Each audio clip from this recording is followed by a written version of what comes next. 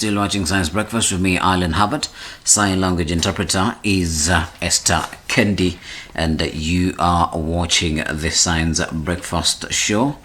And we are going to be taking you through some of the stories that are making headlines in the country this very morning. And we started off with Mandamano Wednesday, as 9 protesters killed during Azimio demonstrations, and a cloud of smoke littered the atmosphere in many towns for the better part of Wednesday. A mixture of bonfires lit by protesters and smoke from tear gas canisters are lobbed by the police. Now, this was a day of protest against the government that had been pronounced illegal by the police for lacking notice. Now, the protesters were early on the streets, so were the police, ready to contain any mayhem that ensued. Now, the demonstrators pelted stones at the police as they attempted to repel them. Many were injured in the exchange, including police officers, one of them in Kamkunji area of Nairobi. At least 9 people had been reported to have died in the protest, including 4 in Mulolongo, 2 in Kitengela, and 1 in Emali in Makueni County. But the exchange extended beyond the police and demonstrators. At some instances, the violent protesters attacked their fellow citizens. Property and installations were destroyed. Shops were looted, including Eastmart supermarket in Kitengela. Here are some of the gruesome pictures from those protests yesterday.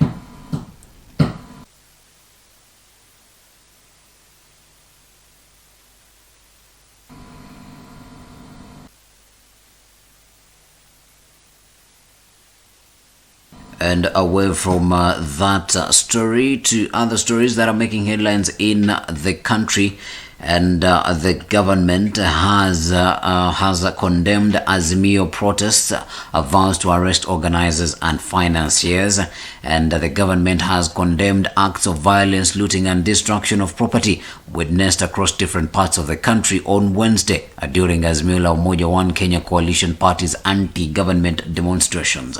In a statement to newsrooms, Interior Cabinet Secretary Professor Kithure Kindiki castigated opposition chief Raila Odinga for being the architect of today's lawlessness and impunity, while referring to the former premier as the poster boy for violence politics. From the 1982 attempted coup d'etat to the 2007-2008 post-election violence, this same politician and his collaborators then and now are associated with risky politics that has occasionally plunged our country into near destruction, said Kindiki. And the interior boss added that persons who partook in the demonstrations, extensive damage of major public assets and infrastructure built in the sweat of the taxes of the people shall be dealt with. But Transport CS Kipchumba Murkomen, in a separate statement, likewise slammed protesters who vandalized the Nairobi Expressway during the demonstrations. As a country, we cannot normalize such acts of violence, lawlessness, and vandalism committed on the protest of exercising political rights, he said. And CS Murkomen added that should any such cases happen in future, the organizers of such demonstrations will be held accountable for the actions of their supporters. And away from that to Kenya-Iran relations. Despite the protests, it was a normal business day at State House Nairobi, with Kenya and Iran signing 5 memoranda of understanding geared towards strengthening ties between the two nations. President Ibrahim Raisi jetted into the country early morning as he kicked off his 3-nation tour of the African continent as Iran seeks allies after years of isolation. During bilateral talks, the two nations noted that the volume of trade was low and in favor of Iran, with President William Ruto saying through the new deals, Kenya seeks to tap into Iran's wealth of knowledge in innovation and technology. Here are pictures from State House. I sought the President's commitment in facilitating the export of more tea, meat, and other agricultural products to Iran, and through Iran to the Central Asian countries. I sought the President's commitment in facilitating the export of more tea, meat, and other agricultural products to Iran, and through Iran to the Central Asian countries.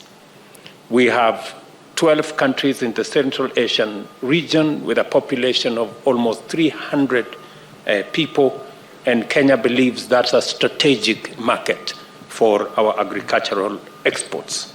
Iran has made significant progress in the development and deployment of modern technologies in key industries such as agriculture, manufacturing, and telecommunication. I have therefore invited wider and deeper collaboration in these and other critical sectors. Our readiness to share our experience with Kenya and the dear people of Kenya. We have a wealth of experience in the field of economy and science and technology. Iran's intention to set up a motor vehicle assembly plant in Mombasa to manufacture an indigenous Iranian vehicle that has now been given the Kiswahili name Kifaru, meaning rhino. In the short period of time, we have managed to increase it by 8-fold. I'm sure that there is every possibility with the determination of two countries that the current economic relation between trade countries could be dramatically increased and upgraded to an acceptable level.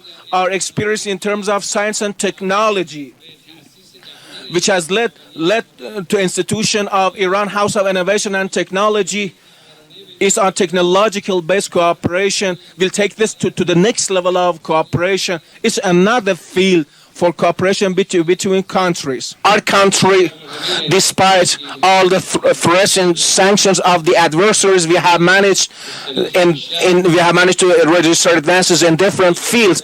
And today, Iran, we should call Iran a technology-based and advancing Iran, Islamic Iran, in different fields. We have managed to overcome threats and sanctions, and also we have to upgrade our status in different fields, in different economy, science, and technology fields, and we are ready to declare our readiness to share our experience with Kenya and the dear people of Kenya.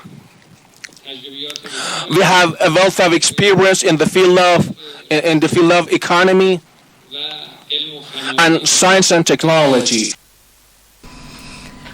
And away from that story now to transport paralysis. Transport was paralyzed in different parts of the country as public transport sector players made good their threat to down tools, leaving hundreds of travelers stranded. Here is an all-rounded compilation of the different places that this strike took effect. Watch.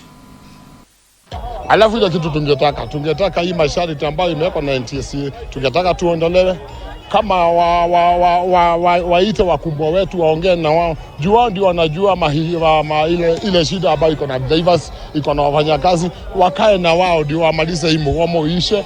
Ile mgomo ile ulioko stage ya wacha tuseme ni Nyeri, ni mambo ya madriver kuambia warudi kwa shule wakasome. Na ukienda kukata barua unaambiwa Saiba, ukienda Saiba unaambiwa hakuna kitu itatoka bila kurudi shule. Na hapa saa hii hakuna gari hata moja. Ile shida tuko nayo sisi watu ya matatu ni vile serikali imetufinya. License ikiisha, ukienda kurenew license unaambiwa urudi shule. Ukiaguka unaambiwa urudi tena. Juu ile kitu hata unasomeshwa ujui ni nini. Na sisi tumempeleka magari karibu miaka 30 na kila waziri akiingia anakuja na idea zake.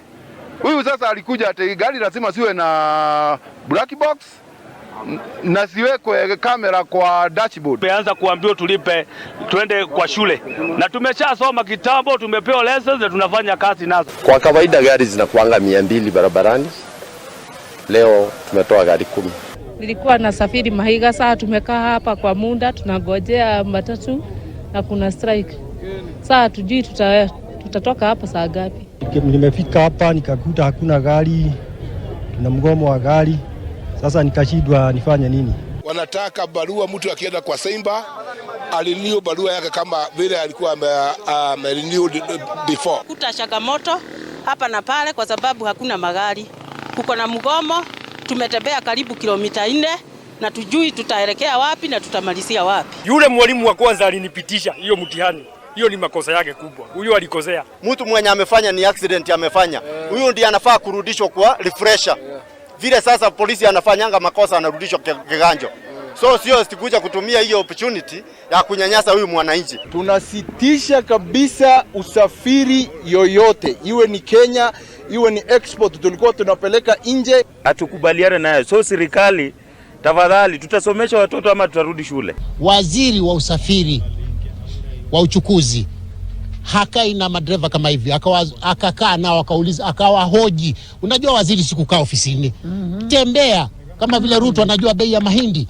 Waziri anakaa ofisini kusoma magazeti.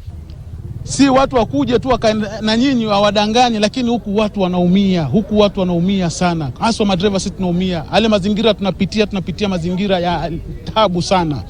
Ukijua kiangalia ile maisha tunapitia ni ngumu sana. Mtu ambaye alikuwa anaendesha miaka 20 hii gari anaambiwa ati license yako expire, unarudi shule. Yaani uanze class saa hizi. Hiyo sasa tunaona ni shida. Na ile maandamano sisi wenyewe tunaongopa. Sababu ni kwenda na gari yako ingongwe mawe itakuwa gharama nyingine kutengeneza. Mtu ameendesha 30, 40 years. Alafu naambiwa uende ukatreniwe na kijana ambaye ametoka shule hivi karibuni. Sasa mzee kama mimi na nyuvi kama hizi kurudi darasani, ndarudi darasani kusoma nini? Alafu wanaeka Kiingereza. Wazee wangapi huko wajui Kiingereza? Tulipeana ujumbe kwa serikali kwamba waweze tukuja on board tuongee. Badala yake wameita wale watu wameenda wamekaa nao. Wale ni mabroka. Sisi hatuwafahamu. Wale watu ambao wanaongoza madereva wako huko chini. Sisi wote madereva hatuna shida, lakini kusema turudi kwa shule, hiyo ni kitu kingine ngumu sana. Sababu sisi tunasomesha watoto, hatuwezi nenda usome na watoto wanasoma. Itakuwaje ukirudi shule tena unaambiwa umeanguka? Hiyo miaka yote tumeendesha magari, tumeenda mpaka Rwanda, unaniambiaje nimeanguka? Leo ukisema nirudi shule ninafunzwa na gari ndogo na mimi naendesha trailer. Mtoto wangu ambaye alizaliwa hiyo mwaka amemaliza university. Cheti chake ambaye amechukua hajaambiwa arudi shuleni. Mimi baba yake nirudi shule. And those are the lamentations of drivers. And once things stands out, they do not want to go back to class. And on that note, we take a break. When we come back with stories that are making headlines in the dailies. Keep it science.